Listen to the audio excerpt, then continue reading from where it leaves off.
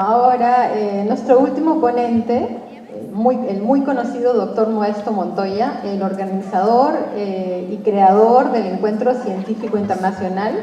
El doctor Modesto Montoya, como saben, sus estudios son en energía, es física, es un físico, estudió en la Universidad de París y ha sido presidente del Instituto Peruano de Energía Nuclear. Dentro de las personas que han sido presidentes de este instituto, ha sido la persona que ha alcanzado el rango más alto a nivel profesional. Es miembro de la Academia de Ciencias, al mismo tiempo es presidente de la Academia Nuclear del Perú, y nos va a hablar sobre una presentación muy interesante. Muchos de ustedes han estado pendientes del gran descubrimiento para los físicos, el bosón de Higgs, la famosa partícula llamada la partícula de Dios, y aquí está el doctor Modesto Montoya. Recibámoslo con un grato aplauso.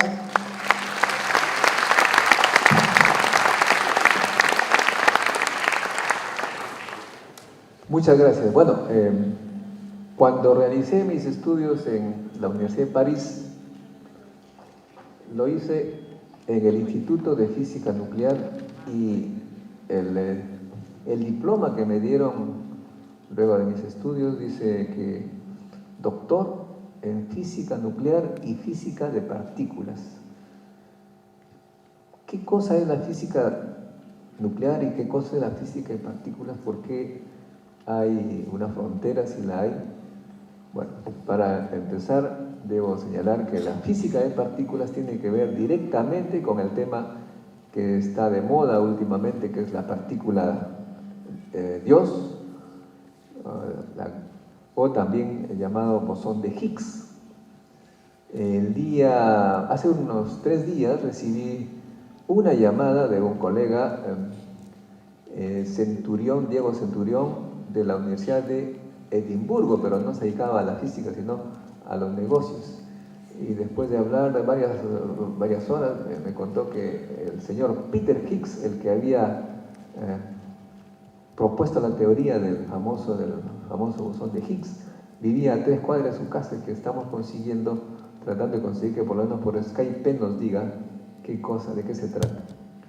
El tema que voy a tratar en estos minutos que siguen tiene que ver directamente con mi interés personal. Mucha gente dice, ¿pero qué tiene que ver el doctor Montoya con la partícula Dios? Incluso algunos piensan que soy ateo. No soy ateo, soy bastante creyente, y nos dedicamos justamente los físicos a comprender cómo hizo Dios las cosas que hizo. Y en ese sentido tenemos el tema del origen de la masa y la masa que está otorgada por el bosón de Higgs. De modo que voy a presentarles algunas diapositivas que muestran las cercanías con lo que he seguido este tema desde hace ya bastante tiempo. Siguiente. Bueno, aquí hay algunas fotos ya ahora conocidas. Esto está en la prensa, en los libros. Este señor es Abdul Salam, pakistaní, premio Nobel de Física, como estos otros 2 científicos, por haber propuesto la teoría de la unificación entre la interacción electromagnética y la interacción débil. ¿Qué cosa es la electromagnética? Lo que usted ya sabe, las fuerzas, la atracción entre cargas positiva y negativa, los imanes, esa es la electromagnética. Y la débil es la que tiene que ver con la radioactividad, con la emisión de partículas negativas del núcleo nuclear. Entonces, estos personajes, dirigidos por Abdul Salam, fueron los que unieron esas 2 fuerzas, porque antes se pensaba que estaban separadas, pero esa unión significaba que tenía que haber una partícula, W y Z, y que esas partículas eran hasta ese momento simplemente una propuesta teórica. Fue luego el señor Carlos Rubbia, que fue también director de este centro que está buscando que ya encontró la partícula Dios, que junto con su colega Van der Meer demostraron la existencia de estas partículas en el gran Centro Europeo de Investigaciones Nucleares, el el CERN, donde se realizan los experimentos ahora ya súper conocidos, ¿no? Pues tenemos a Abdul Salam y Carlos Rubio. ¿Y qué tengo que ver con esto yo? Bueno, he sido un fanático del tema. Siguiente, he comenzado a hablar con los diferentes personajes antes de venir a la charla. O sea, ya lo estoy preparando 10 o 20 años, imagínense. El primer personaje que presento es el señor Leon Lederman. ¿Quién es Leon Lederman? Fue director del Fermilab, el laboratorio de Chicago, donde se descubrió uno de los quarks. Y es el señor, el científico, que escribió un libro que se llamó La partícula Dios, God Particle. Cuando el físico peruano Pierre María O'Donnell, ante la insistencia de algunos periodistas, ¿por qué le ponen la partícula Dios? ¿Qué tiene que ver esto con la religión? Leon Lederman dijo que él le había explicado al periodista lo que realmente era el bosón de Higgs, pero que el periodista, con quien iban a escribir los dos el libro, porque no es solamente de Leon Lederman, sino también con el periodista, propuso y prácticamente exigió y logró que el libro no se llame el bosón de Higgs, sino que se llamara la partícula Dios. ¿Por qué? La respuesta del periodista fue: así venderemos más libros. De modo que es por eso también que la gente habla de la partícula del bosón de Higgs, porque cuando le ponen ese nombre de partícula Dios, aparentemente es más atractivo. Eso me hace recordar personalmente una vez que escribí un informe completo sobre el uranio en el Perú. Ahí iba a ser publicado, fue publicado en La República, 8 páginas enteras sobre el uranio en el Perú. Pero antes de ser publicado, me encontré con César Lévano, que es ahora director de La Primera, que estaba leyendo mi informe. Y César Lévano es un analista político, y le pregunto: ¿qué estás haciendo con mi informe? Tú eres político, ¿qué haces con el uranio? Y él dijo que el director le había encargado de ponerle un título que incite a la lectura, porque eso de uranio en el Perú a nadie le iba a interesar. Bueno, lo dejé allí, tranquilo, y al otro día sale el informe, con un título en la primera página. No era el uranio en el Perú, ni la física nuclear, ni las aplicaciones de la energía nuclear, o de los reactores, algo que a mí se me hubiera tratado de buscar. El título era Uranio, el mineral maldito. ¿No? Eso es real, no es una broma ni es un chiste. Entonces ahora yo comprendo por qué el periodista, el César Lévano de Estados Unidos, le puso a este informe la partícula Dios. Y algunos incluso la llamaban la maldita partícula Dios, porque no la encontraban, no se dejaba encontrar. Bueno, entonces yo he conversado con el autor del libro, vino acá a Perú, y aquí nos encontramos en un lago de Bariloche, en Argentina, pasando unas vacaciones, pero sobre todo conversando sobre su libro, La partícula Dios, del cual yo escribí algo al respecto, en el libro que se llama Física de partículas de altas energías. Siguiente. Leon Lederman se entusiasmó por mi entusiasmo por la enseñanza de las ciencias. Ustedes saben que tenemos con Verónica Collin un centro de formación de niños científicos. Así que si ustedes tienen niños que quieren ser científicos, me lo envían a mi casa y lo convierto en científico. Acá tenemos a Leon Lederman, el hombre que escribió el libro La partícula Dios, que vino a nuestro centro. Aquí este muchachito es Manuel Montoya, mi hijo, uno de nuestros hijos. Y aquí estoy yo muy preocupado por qué va a pasar con los cálculos que están haciendo los chicos ya en esa época, estamos hablando del 90, y que ahora son científicos fuera de nuestro país. Entonces, de modo que he seguido de cerca este tema con los protagonistas del mismo. Siguiente. Y ustedes vieron a Abdul Salam, ¿no es cierto? Abdul Salam, en la primera foto, que planteó la teoría de la unión del campo débil y electromagnético. Tuve que ir a Italia a encontrarme con él, me encontré con una serie de jovencitas muy guapas, algunas no, pero ahí estaba, y estoy por acá, como Trump, bastante menos acabado que ahora, pelo negro, todo lo demás.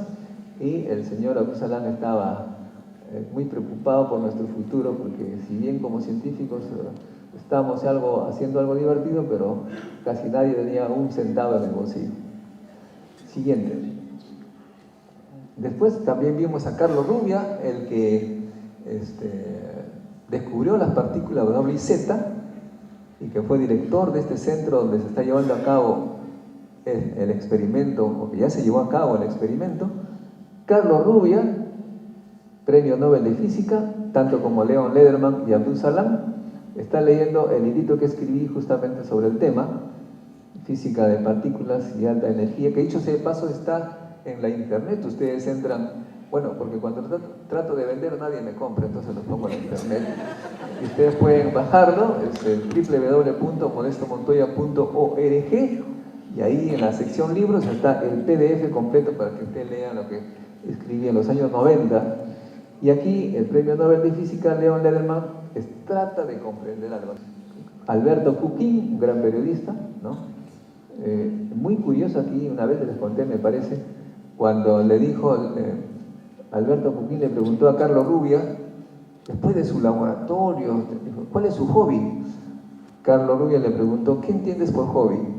El periodista le dijo, hobby es lo que uno hace después del trabajo rutinario para un poco de esparcimiento. Y el físico le contesta, pero mi trabajo no es rutinario, soy científico, investigador, me divierto enormemente en eso. Digo que Alberto Cuquín no entendía muy bien qué significa eso, de que el trabajo sea divertido. ¿Y qué sintió cuando le dieron el premio Nobel? Le pregunta Alberto Cuquín a Carlos Rubia. Entonces Carlos Rubia le dijo, casi nada. ¿Cómo que casi nada? El premio Nobel. Bueno, mira, le dice Carlos Rubia, yo sentí un enorme placer cuando descubrí las partículas de W y Z, que luego, más tarde, permitió que me dieran el premio Nobel. Pero el placer estuvo en el descubrimiento, no en el premio. Alberto Cuquín seguía sin entender. Entonces Carlos Rubia se dio cuenta y le hizo un paralelo, una historia paralela. Imagínate que tú estás caminando por la calle de tu ciudad más importante y Julia Roberts, en esa época estaba de moda, se acerca hacia ti, te mira, abre los ojos muy grandes y te invita a un café al Haití, ¿no? A un café cercano, y luego te invita a su hotel, al Sheraton, que estaba de moda en esa época, y se queda contigo toda la noche. Un año después, los paparazzis de Lima te van a dar un premio por haber seducido a Julia Roberts. Pregunta, le dice Carlos Rubia a Alberto Cuquín, ¿cuál habría sido el momento más feliz de tu vida? ¿Cuando estabas acostado con Julia Roberts o cuando te dieron el premio? Entonces Alberto Cuquín le dice, por supuesto, cuando hubiera estado acostado con Julia Roberts. Ya comprendiste entonces mi caso. Yo me sentí feliz cuando descubrí, no cuando me dieron el premio. Ese es Carlos Rubia. Siguiente. Bueno, entonces, ¿en qué se han metido estos físicos que han ganado tantos premios Nobel? ¿En qué nos preocupamos los físicos? Básicamente los físicos lo que tratan de hacer en su vida es comprender con modelos lo más simples posibles las cosas. O sea, no nos gustan las complicaciones. Todo lo que es complicado, no, hay que simplificar. Por eso una vez le preguntaron a un premio Nobel sobre la posibilidad de que su modelo sea falso. Y él dijo imposible, porque es muy bello. De modo que la belleza, la simplicidad, tiene que ver mucho con la verdad. Ahora, los griegos, lo primero que se les ocurrió es que todo lo que nosotros observamos, lo que tocamos, o sea, la naturaleza en realidad, está compuesta solamente de 4 elementos. Porque antes de ello se pensaba que cada cosa estaba hecho de materia diferente. Un mueble estaba hecho de cosas diferentes que una piedra, y una piedra diferente a lo que está hecho un ser humano, un animal. La materia con que está construida un pájaro es diferente a la que se construye un ser humano. Todo todos los elementos existentes en la época antes de los griegos eran hechos de forma diferente. Una cosa muy complicada, los griegos llegaron a la simplicidad de que en realidad todo lo que observamos está compuesto por fuego, aire, agua y tierra. De ahí viene también, por supuesto, esas expresiones bíblicas que dicen polvo eres y en polvo te convertirás, aunque con el tiempo eso de polvo ha tenido otro significado, pero más o menos es lo mismo. Y luego tenemos también estos 4 elementos, muy bien, pero los científicos a medida que pasaba el tiempo se daban cuenta que la Tierra estaba compuesta de otros elementos que podían ser separados, como lo explicó Oscar Silva, ¿no? Los minerales, los metales, el oro, la plata. O sea, se comenzó a sacar elementos muy, digamos así, diferentes de la Tierra. O sea, que la Tierra estaba compuesta de algo más. Y en lugar de 4 elementos, terminó por identificarse un centenar de elementos: hidrógeno, oxígeno, etcétera, etcétera, etcétera. Y como los físicos, como siempre, no les gusta tanto elemento, empezaron a buscar de qué están compuestos todos estos, cuáles son las partecitas fundamentales. Siguiente. Bueno, el primero que comenzó a organizar este caos de elementos fue el famoso Mendeleev, ¿no? Mendeleev organizó su primera su primera tabla de elementos en 1869. Hizo una tabla bastante, no tan estética, pero bueno, él organizó los elementos existentes por características, por grupos, ¿no? 8 grupos, hasta ahora más o menos se mantiene lo mismo, aunque se han encontrado mucho más elementos de lo que en esa época había. Ahora bien, diríamos que Mendeleev fue el primer científico que comenzó a predecir elementos, existencia de cosas. Por ejemplo, ustedes habrán notado aquí varios espacios vacíos que no tienen. O sea, si bien ha hecho un 8 grupos, por números, por líneas y columnas, había puntos en donde no se habían encontrado todavía elementos. Entonces, la pregunta era, esta tabla es muy incompleta porque hay elementos que faltan. Y vino la hipótesis: una cosa es que falten en mi tabla y otra cosa es que no existan en la naturaleza. Tiene que existir en la naturaleza porque esto es tan bello, tan organizado. Échense a buscar. Y los químicos empíricos efectivamente comenzaron a buscar con sus elementos de química y fueron encontrando los elementos que faltaban para que la tabla de Mendeleev sea perfecta. Entre ellos está, por ejemplo, el tecnecio, entre varios otros. De modo que Mendeleev fue el primer personaje que puso un cierto orden, un cierto rompecabezas, en que se mostraba que algo faltaba y que ese algo tenía que ser encontrado en los laboratorios de química. Siguiente. Sí. Eso fue en el siglo XIX. A principios del siglo XX, en 1911 para ser precisos, se encontró que estos metales, estos elementos, oro, plata, oxígeno, nitrógeno, etc., en realidad estaban compuestos de átomos, y que cada uno de los átomos, dependiendo del elemento, estaba compuesto de un núcleo cargado positivamente con electrones que giraban alrededor, y que el número de electrones era el que identificaba el elemento. Así, por ejemplo, el oxígeno tenía 8 electrones, y que cada electrón tenía una carga eléctrica negativa, menos E, ¿no? Y el núcleo tenía que ser cargado positivamente, porque en esa época ya se sabía que las cargas positivas atraían a las negativas, de modo que un núcleo positivo en suma total sería, en este caso, 8E, atraían a 8 electrones por la fuerza atractiva entre cargas positivas y negativas. Esto fue en 1911. De modo que se simplificó tremendamente. De 100 elementos que había en la naturaleza, se dijo que en realidad había núcleos y electrones. Nada más. Nosotros estamos hechos de eso. Siguiente. Siguió avanzando la física y se descubrió que ese núcleo, que estaba antes solamente rojo acá, único, indivisible, en realidad estaba compuesto, a su vez, de dos partículas, protones y neutrones. Los protones eran cargados positivamente y los neutrones no tenían carga.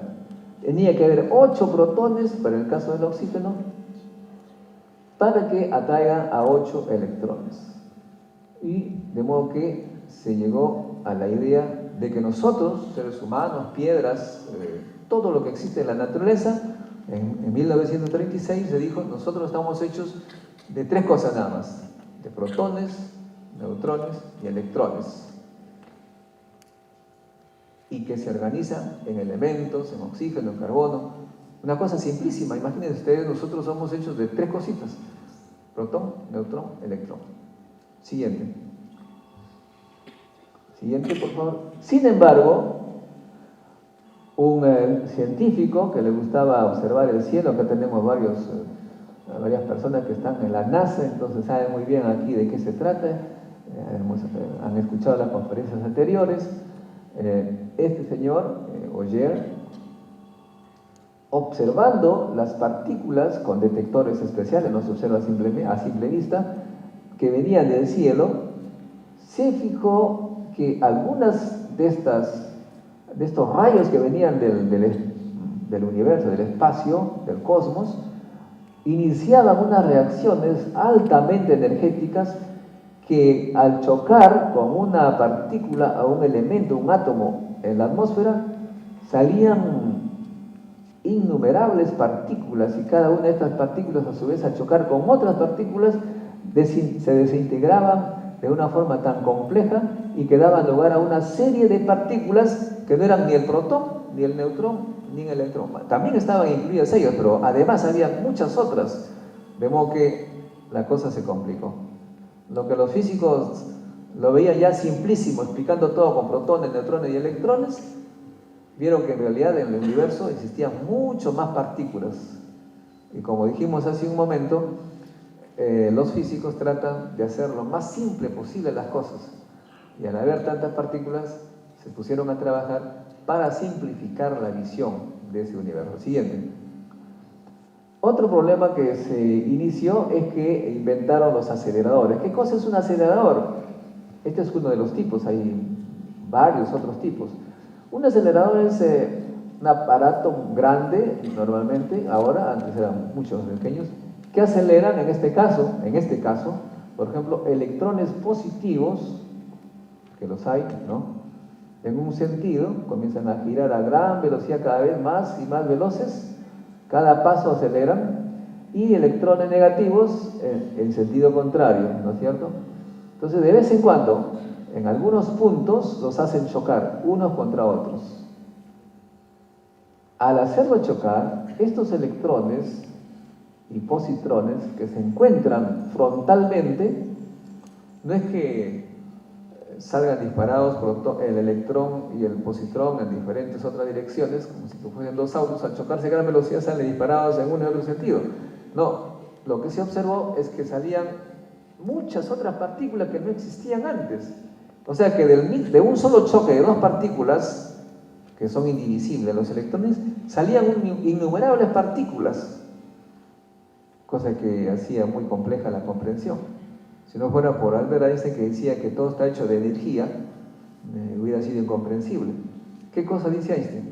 Einstein dice que al chocar dos partículas, en este caso positrón y electrón, a muy alta energía, al concentrar energía en un punto, de ese punto, esa energía, una especie de condensación, de materialización, se convierte en partículas. Es una cosa impresionante, porque que la energía cinética de movimiento se convierta en masa, en materia, eso fue comprendida gracias a Einstein. Entonces han habido una serie de esquemas, de tiras cómicas en que hacen chocar dos plátanos y sale en el choque, en el momento del choque salen monos, personas, automóviles. Es una idea que tenía en ese momento que la física nos presentaba, que de la energía podía salir cualquier cosa.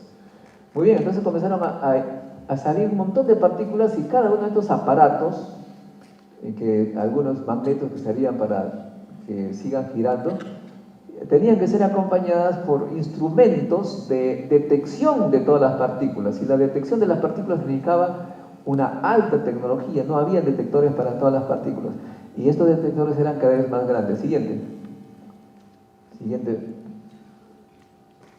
Por ejemplo, acá tienen un detector, aquí viene el electrón negativo y acá viene el electrón positivo, se chocan en este punto, salen las innumerables partículas y tienen que construirse alrededor del punto de choque una serie de sistemas de detección y sistemas de procesamiento digital de señales, computadoras muy rápidas, etcétera, etcétera. Aquí está un hombre para que noten ustedes el tamaño. Del procesamiento digital de todas las señales que salen, se identifican las partículas que salieron, en qué momento murieron, qué desaparecieron, etcétera, para tratar de comprender qué sale de estos choques. Acá tienen ustedes una serie de sistemas de detección. No todos los detectores son iguales. Siguiente. Y así, siguiente, el zoológico, dicen los físicos medio que bien esto un poco cómicamente, comenzaron a ver que salían una serie de partículas, pión, lambda, sigma, todos, protones, o sea, una serie de partículas que no estaban previstas, sigue, adelante, se convirtió en delta, muchas partículas, un centenar o más de nuevas partículas que no estaban, no existían. ¿Cómo colocar este nuevo zoológico de partículas elementales en un modelo que sea simple? De eso se trataba.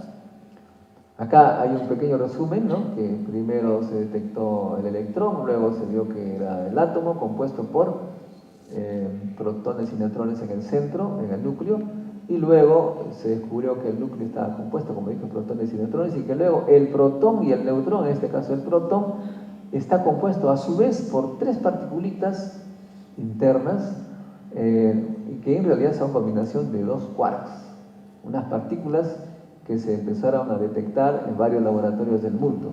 O sea que ya no era el protón ni el neutrón una partícula elemental en el sentido indivisible, sino que a su vez estaban compuestos de otros. Siguiente. De ahí entonces viene el modelo estándar. Para poner un orden en todo este caos de tantas partículas, y después de hacer grandes esfuerzos de abstracción, surgió el modelo llamado modelo estándar. Y uno de los autores, el señor Peter Higgs, que estableció este modelo estándar, que más o menos es así, si nos exceptuamos de la parte matemática, más o menos simple. Todo lo que nosotros observamos, o detectamos, o lo que fuera, está compuesto de 6 quarks, ¿no? Y 6 leptones. ¿Qué diferencia hay entre los quarks y los leptones? Los quarks, por ejemplo, estos dos son los que componen los protones y los neutrones, ¿no? Dependiendo cómo se combinen, puede ser protón o puede ser neutrón. Y es el electrón el que gira alrededor del núcleo, que son indivisibles. La combinación de quarks produce protones y neutrones, los electrones son indivisibles, y estos son los primeros que se detectaron. Después hubo una llamada nueva generación de quarks, que son mucho más masivos, y otros parecidos a los electrones, que ya no eran electrones, se les llamó muón, y después otros más masivos, otros quarks, los tops y los bottom, mucho más energéticos, mucho más masivos, y también sus leptones, que son, digamos, los similares a los electrones de los protones y neutrones, los taus. Los 6 quarks y los 6 leptones tienen que interactuar, porque no puede solamente decirse existen tales cosas ¿Está bien? ¿Y cómo es que se conversan? ¿Cómo interactúan? ¿Se atraen? ¿Se repelen? ¿Qué cosas hacen entre ellos? Para comprender lo que pasa entre estas partículas, se tiene que plantear la existencia de los intermediarios. Así como yo estoy hablando con ustedes, interactúo con ustedes a través de energía, que es la energía sonora en este caso, las partículas tienen para conversar que intercambiar energía. Por ejemplo, para que haya fuerza electrostática, las cargas que se atraen, tiene que haber un intermediario. Ese intermediario es llamado fotón, que es lo mismo que la luz, pero el fotón puede ser invisible también. Después tenemos la fuerza de gravedad, lo que explica por qué la Tierra gira alrededor del Sol y la Luna alrededor de la Tierra. Esa es la fuerza de gravedad. ¿Cuál es el intermediario de la gravedad? El intermediario de la gravedad es el gravitón, que no está en este caso, está fuera de este plano. Y luego tenemos la radioactividad. ¿Cómo se explica que se emita del núcleo electrones? Tiene que haber un intermediario. Ese intermediario es el Z y el W. Y luego tenemos los protones que están hechos de quarks adentro. ¿Por qué los quarks están allí como encarcelados dentro del protón? No salen de ninguna manera. Tiene que haber un intermediario para estar conversando entre ellos. Ese es el gluón. Pero cuando establecieron cuando establecieron este esquema tan sencillo, así como le ocurrió a Mendeleev, hizo su tablita, que es mucho más sencilla en número de elementos, pero muchísimo más compleja desde el punto de vista de matemática.